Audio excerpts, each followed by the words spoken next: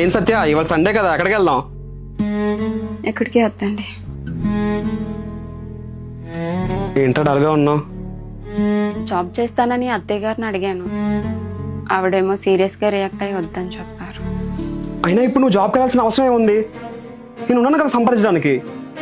అలా కాదండి, ఖర్చులు పెరుగుతున్నాయి. రేపు మనకు పిల్లలు పుడితే వాళ్ళకి స్కూల్స్ అని అవన్నీ చాలా ఖర్చులు ఉంటాయి కదా. ఒకరి ఇన్కమ్ మీద ఇల్లు గడవటం చాలా కష్టం. సరే, నేను ఏదో ఆలోచించుకొని చెప్తాను. డల్గా ఉండకు.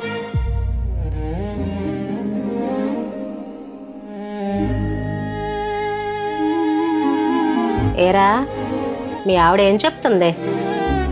ఉద్యోగం చేస్తానంటుందమ్మా. ఎందుకు? ఇంట్లో ఆడవాళ్ళు బయటికి వెళ్ళి ఉద్యోగం చేయడం?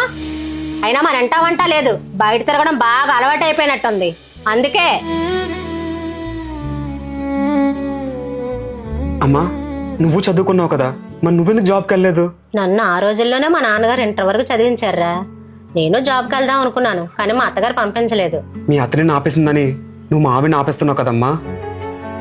ఒక్కసారి అత్తలా కాకుండా అమ్మలా ఆలోచించమ్మా.